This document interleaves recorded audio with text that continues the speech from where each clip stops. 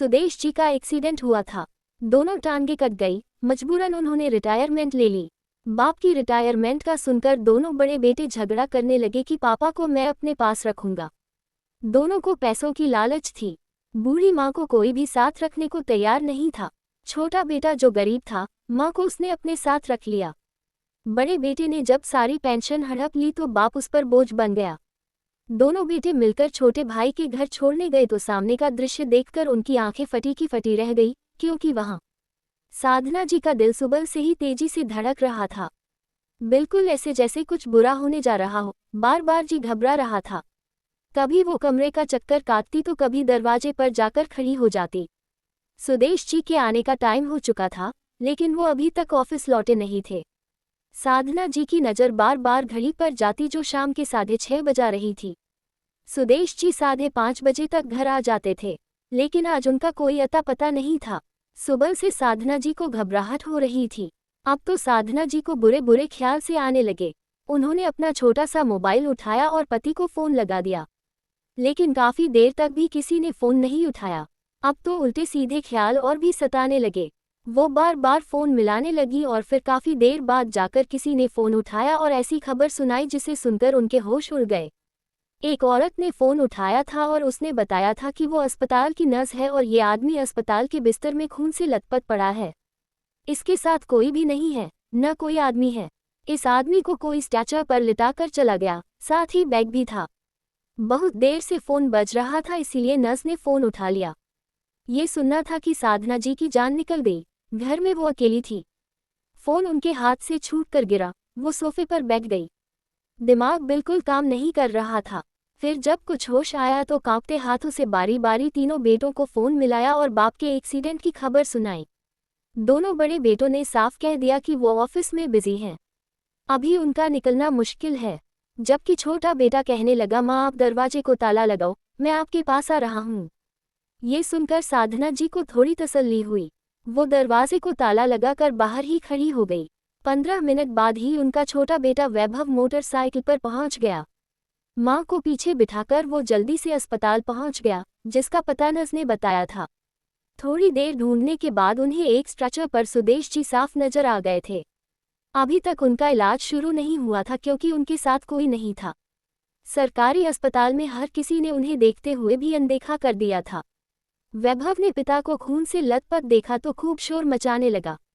थोड़ी देर बाद डॉक्टर चला आया और फिर इलाज शुरू हुआ।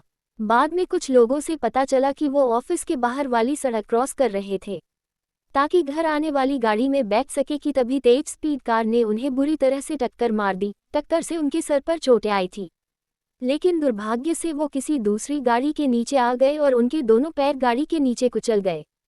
वो दोनों पैरों से वंचित हो गए थे। ऑपरेशन शुरू हुआ था, टांगे काट दी गई थी और सुदेश जी हमेशा के लिए अपाहिज हो गए थे। ये खबर साधना जी के लिए कयामत से कम ना थी। वो पूरा टाइम भगवान के आगे हाथ फैलाए बैठी थी कि इस उम्र में उनके पति का साया उनके सर से ना हटे। उनकी प्रार्थनाएं स्वीकार हो गई थीं। सुदेश जी की जिंदगी तो बच गई थी, लेकिन वो अब कभी अपने पैरों पर खड़े नहीं हो सकते थे। रात को उनके दोनों बड़े बेटे अस्पताल पहुंचे थे। बाप की हालत देखकर दोनों ने मां के हाथ पर कुछ पैसे रखे थे और फिर थकान का कहकर वापस लौट गए थे। लेकिन वैभव पूरा टाइम हॉस्पिटल में रहा था। उसने एक पल के लिए भी मां को अकेला नहीं छोड़ा था। उसकी एक छोटी सी दुकान थी जो घर पर ही थी। उसने वो दुकान पत्नी के हवाले कर दी थी और खुद पिता की सेवा में लग गया था। जबकि बड़े दोनों बेटे खूब पढ़े लिखे अच्छी नौकरी वाले थे, इसलिए उन्होंने ऑफिस की व्यस्तता और थकन का बहाना बनाकर पिता के कर्तव्य से जान छुड़ा ली थी। एक हफ्ते सुदेश जी हॉस्पिटल में रहे और इस एक हफ्ते में वैभव ने उनकी खूब सेवा की और फिर जब उनकी अस्पताल से छुट्टी हुई तो वो माँ बाप को अपने ही घर लेके आ गया। सुदेश जी ने अपनी जिंदगी में ही तीनों बेटों को हिस्से देकर अलग कर दिया था। उनकी नौकरी बहुत अच्छी थी, इसीलिए उन्होंने तीनों को छोटे छोटे घर बनवा कर दिए थे। वैभव तो अभी तक इसी घर में था, जबकि बड़े दोनों बेटे आलीशान फ्लैटों में रह रहे थे और इन छोटे घरों को बेच चुके थे। सुदेश जी और उनकी पत्नी खुद भी एक छोटे से 2 कमरे के घर में ही रहते थे, लेकिन वो किराए का था। सुदेश जी अपना घर नहीं बनवाना चाहते थे। उनका कहना था कि 3-3 बेटों के घर बनवा दिए हैं, जब दिल चाहेगा किसी भी बेटे के घर चला जाऊंगा। ऐसा कहकर वो पूरी तरह निश्चिंत थे। लेकिन कौन जानता था कि 54 साल की उम्र में हट्टे कट्टे सुदेश जी अपने पैरों से ही वंचित हो जाएंगे। वो वैभव के घर पहुंचे तो उसकी पत्नी ने उनकी सेवा करनी शुरू कर दी। साधना जी भी बहू के साथ मिलकर उनका बहुत ख्याल रखती। धीरे धीरे वो ठीक तो हो रहे थे लेकिन पैरों से अपाहिज थे। फिर जब उन्हें लगा कि अब वो अपनी नौकरी को कंटिन्यू नहीं रख सकते तो उन्होंने वैभव से कहा, मुझे ऑफिस ले चलो, मैं रिटायरमेंट ले लेता हूँ। वैभव को भला क्या ऑब्जेक्शन हो सकता था। वो भी चाहता था कि इस उम्र में पिताजी आराम करें। उसके हालात ज़्यादा अच्छे नहीं थे लेकिन वो अपने पिता को 2 समय की इज्जत की रोटी खिला सकता था। इसीलिए उन्हें ऑफिस लेके आ गया। सुदेश जी ने रिटायरमेंट ली और फिर ऑफिस वालों ने कहा कि 1 महीने बाद आपका फंड आपको मिल जाएगा। 1 हफ्ते बाद दोनों बड़े बेटे सुदेश जी से मिलने के लिए आए तो उन्होंने बेटों को रिटायरमेंट के बारे में बता दिया। बड़े बेटे ने छूटते ही पूछा कि रिटायरमेंट का पैसा कहाँ है। ये सुनकर सुदेश जी कहने लगे कि वो तो 1 महीने बाद मिलेगा। अचानक ही बड़े बेटे के तेवर बदले, कहने लगा, पापा ये घर बहुत छोटा है, यहाँ कोई ज़्यादा सहूलत नहीं है आपको। वैभव की छोटी सी दुकान में तो इसका अपना गुजारा नहीं होता। आपका खर्चा क्या उठाएगा? आप मेरे साथ मेरे घर चलें, मैं आपका ख्याल रखूंगा।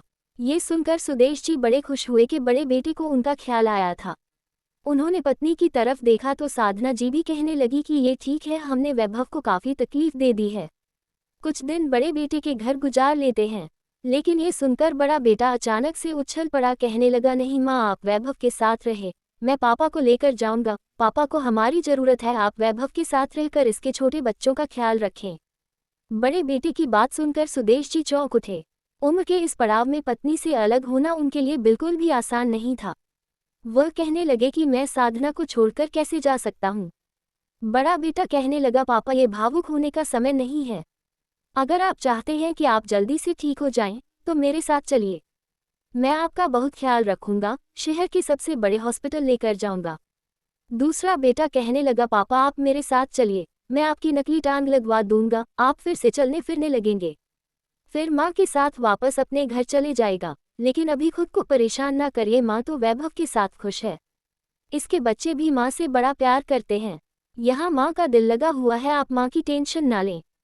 पहले तो साधना जी को भी ये चिंता हुई थी कि वो पति के बगैर कैसे रहेंगी, लेकिन जब उन्होंने सुना कि दोनों बड़े बेटे पति का इलाज करवाकर उन्हें उनके पैरों पर खड़ा करवाना चाहते हैं तो वह बहुत ज़्यादा खुश हो गई। उन्होंने ही सुदेश जी को समझाया कि इलाज होने के बाद हम वापस अपने घर चलेंगे और फिर ये तीनों ही हमारे बच्चे हैं। मैं वैभव के बच्चों के साथ दिल लगा लूंगी, कुछ ही टाइम की तो बात है। सुदेश जी पत्नी के कहने पर राजी हो गए, लेकिन फिर दोनों बड़े बेटों में झगड़ा शुरू हो गया। एक कह रहा था कि पापा का इलाज मैं करवाऊंगा और दूसरा कह रहा था कि पापा का इलाज मैं करवाऊंगा। सुदेश जी मुस्कुराकर कहने लगे, देखो साधना, मैं कितना भाग्यशाली हूँ कि मेरे बच्चे मेरा इलाज करवाने के लिए आपस में झगड़ा कर रहे हैं। उन्हें लग रहा था कि इनके बच्चे उनके प्यार में ये सब कुछ कह रहे हैं, लेकिन दिलों का भेद तो भगवान ही जानता है। आखिर में बड़े वाले बेटे की जीत हुई और अपने पैसे के दम पर वो सुदेश जी को अपने घर लेके आ गया। सुदेश जी के जाने के बाद साधना जी बहुत उदास हो गई थी, लेकिन वैभव और उसके पत्नी बच्चों ने उन्हें बिल्कुल अकेला न छोड़ा। वैभव हर टाइम माँ का ख्याल रखता, उनके पास रहता। वैभव के बच्चे भी बहुत ज़्यादा अच्छे थे। पैसा उनके पास नहीं था लेकिन वो सीधे और अच्छे बच्चे थे। दादी का खूब ख्याल करते, प्यार करते। 2 दिनों में ही साधना जी का दिल लग गया। लेकिन दूसरी तरफ सुदेश जी बड़े बेटे अनिरुद्ध के घर जाकर परेशान हो गए। अनिरुद्ध की पत्नी का मूड बिगड़ा हुआ था, वो तो ससुर को देखकर एकदम ही गुस्से में आ गई थी। कहने लगी कि आप पापा को यहाँ क्यों लाए हैं, वैभव के घर पर ये ठीक तो थे। अनिरुद्ध ने इशारे से पत्नी को चुप करवाया और पिता को एक छोटे स्टोव जैसे कमरे में डाल दिया और फिर बाहर से लड़ाई झगड़े की आवाज़ आने लगी और कुछ देर बाद ही आवाज़ ठंडी पड़ गई। सुदेश जी बेकसूर होते हुए भी शर्मिंदा हो गए थे। ये तो उन्होंने सोचा ही नहीं था कि उनकी बहू को उनका अपने घर आना गवारा न होगा। अनिरुद्ध ने एक नर्स का इंतजाम कर दिया था जो सुदेश जी की सेवा कर दिया करती, लेकिन उनका कमरे से निकलना बंद था। वो पूरा टाइम बंद कमरे में पड़े रहते थे। कई बार उन्होंने अनिरुद्ध से बात की कि वो कमरे से बाहर निकलना चाहते हैं, लेकिन वो साफ मना कर देता, कहता कि पापा आपकी बहू का मूड ज़रा बिगड़ा रहता है, इसीलिए आप कमरे में ही आराम किया करें। सुदेश जी इस माहौल से बहुत ही ज़्यादा घबरा गए थे। हर समय उदास रहते, कभी पत्नी को फ़ोन करते तो उसकी खुशी वाली आवाज़ सुनकर कुछ न कह पाते, क्योंकि उन्हें अंदाजा हो गया था कि वैभव के घर उनकी पत्नी बहुत खुश है। इसलिए उन्होंने अपनी परेशानी पत्नी को न बताई थी। कई बार साधना जी ने पूछा भी था कि अनिरुद्ध और उसकी पत्नी आपका ख्याल तो रखते हैं ना। सुदेश जी झूठ का सहारा लेते और मुस्कुरा देते, कहते कि हाँ, दोनों बहुत ज्यादा मेरा ख्याल रखते हैं। साधना जी अनिरुद्ध के बच्चों के बारे में पूछती तो सुदेश जी का मुंह बिल्कुल बंद हो जाता, क्योंकि दोनों बच्चों ने अब तक उनके कमरे में कदम तक नहीं रखा था। पता नहीं क्यों उनका बेटा उन्हें यहाँ ले आया था। न ही वो अभी तक उन्हें किसी अस्पताल ले गया था और न ही अभी तक उनका इलाज शुरू हुआ था। ऐसे ही धीरे धीरे दिन बीतते चले गए। महीना पूरा हुआ तो उनका बेटा पूछने लगा, पापा ऑफिस से रिटायरमेंट के पैसों का चेक कब मिलेगा। वो कहने लगे कि जाकर लेना होगा, 25 तारीख को बुलाया था। ये सुनकर अनिरुद्ध खुश हो गया। कहने लगा, पापा 25 तारीख तो कल है, मैं आपकी तरफ से जाकर चेक ले लेता हूँ या फिर आपको भी साथ ले जाना पड़ेगा। सुदेश जी कहने लगे, मैं ऑफिस फोन कर दूंगा बेटे, तुम ले आना। उन्होंने ऐसा ही किया। ऑफिस फोन करके कह दिया कि मेरा बड़ा बेटा चेक लेने आएगा, लेकिन किस्मत का करना ऐसा हुआ कि ऑफिस वालों ने 1 महीने का और टाइम दे दिया। कुछ कारणों की वजह से हिसाब क्लियर नहीं हो सका था। ये सुनकर अनिरुद्ध के चेहरे का रंग उतर गया था, क्योंकि उसे 1 और महीना पिता को अपने घर बर्दाश्त करना था। किसी तरह महीना बीता और फिर 20 लाख का चेक अनिरुद्ध के हाथ आ गया। उसकी तो जैसे दिली इच्छा पूरी हो गई थी। उसे और क्या चाहिए था। वो इन्हीं पैसों के पीछे तो बाप को अपने घर लाया था। उसने बाप को बता दिया कि उसे चेक मिल गया है, लेकिन चेक उनके हाथ में ना दिया। कहने लगा, पापा मैं कैश करवा लूंगा, आप परेशान ना हो। सुदेश जी कहने लगे कि बेटा अभी कैश ना करवाओ, अकाउंट में ही रहने दो, इलाज में जरूरत पड़ेगी। वो कहने लगा, नहीं पापा, मैं पैसा घर लाकर आपके हवाले कर दूंगा और फिर थोड़ा थोड़ा करके इलाज पर खर्च हो जाएगा। वैसे भी आपका इलाज तो मैं करवाऊंगा, ये पैसे तो आपके हैं। ये कहकर अनिरुद्ध ने बाप को संतुष्ट कर दिया और फिर अगली सुबह वो बैंक से जब वापस घर पहुंचा तो उसके माथे से खून निकल रहा था। रोते हुए बाप के सामने बैठ गया। कहने लगा, पापा सारा पैसा चोर लेकर चले गए, ना जाने कैसे उन्हें पता चल गया कि मेरे पास इतना पैसा है। मुझे पिस्टल दिखाकर सब कुछ लूट लिया। मैंने विरोध किया तो मुझे इतनी जोर से पिस्टल मारी कि मेरा सर फट गया। बेटे के माथे से खून निकलता देखकर सुदेश जी की जान निकल गई थी। कहने लगे, बेटा तुमने उनसे बहस क्यों की? तुम्हारी जिंदगी से बढ़कर तो पैसे नहीं थे। बेटे की हालत उन्हें परेशान कर रही थी। वो उसके लिए प्रार्थना करने लगे, भगवान का धन्यवाद करने लगे कि उसकी जिंदगी बच गई। उन्हें इस बात का अफसोस नहीं था कि उनके 20 लाख चले गए, बल्कि उन्हें तो इस बात की खुशी थी कि बेटा सुरक्षित उनकी आंखों के सामने बैठा था। मगर उसी रात उन्हें बाहर से कुछ आवाजें आने लगी। घर में काफी सन्नाटा था। आज उन्होंने रात की दवा नहीं खाई थी, इसीलिए जाग रहे थे। शायद बाहर वालों को इस बात का पता नहीं था। आवाज अनिरुद्ध की पत्नी की थी। कहने लगी, अब तो पापा के पैसे आपको मिल गए हैं ना, अब क्यों इन्हें यहाँ हमारे सर पर सवार कर रखा है? इन्हें सुधांशु के घर छोड़ कर आइए। उसे भी तो बड़ा शौक चढ़ा था पापा को अपने घर ले जाने का। मैं तो कहती हूँ कल ही फोन करके बुलाएं और कहिए कि पापा को तुम ले जाओ, हमारी जिम्मेदारी पूरी हुई। अनिरुद्ध कहने लगा, 2-4 दिन तो रुक जाओ। अगर ऐसे करूंगा तो पापा को शक हो जाएगा कि मैं उन्हें पैसों के लिए लाया था। बड़ी मुश्किल से मैंने झूठ बोला है कि पैसे चोर ले गए हैं। ये सुनना था कि सुदेश जी के सर पर आसमान गिर पड़ा।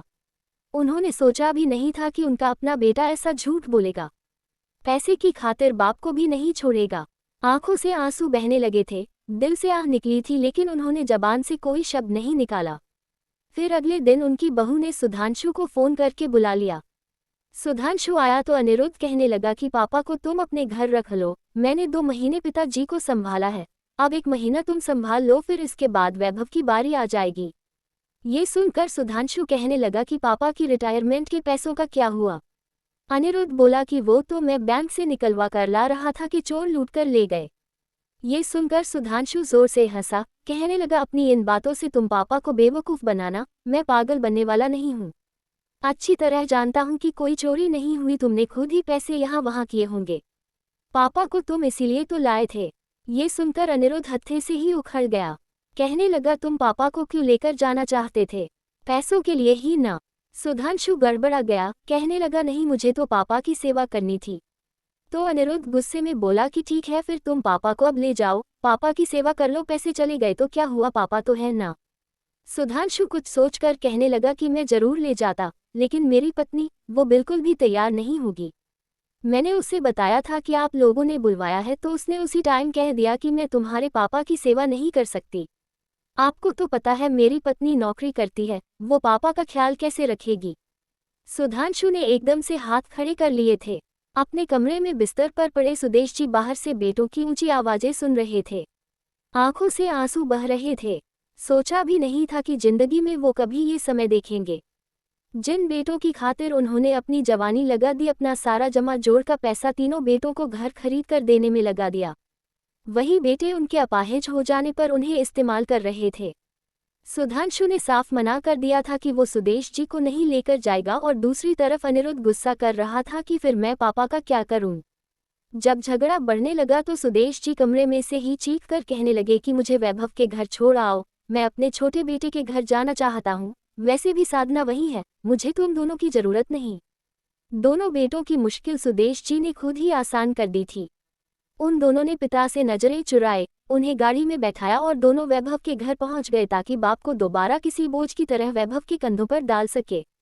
लेकिन वैभव के दरवाजे पर पहुंचकर उनकी आंखें खुली की खुली रह गई। वैभव के दरवाजे के साथ ही उसकी एक छोटी सी दुकान हुआ करती थी, लेकिन इन 2 महीने में जब वो दोनों भाई लौटकर दोबारा वैभव के दरवाजे पर पहुंचे तो वो छोटी सी दुकान एक बड़े सुपर स्टोर में बदल चुकी थी।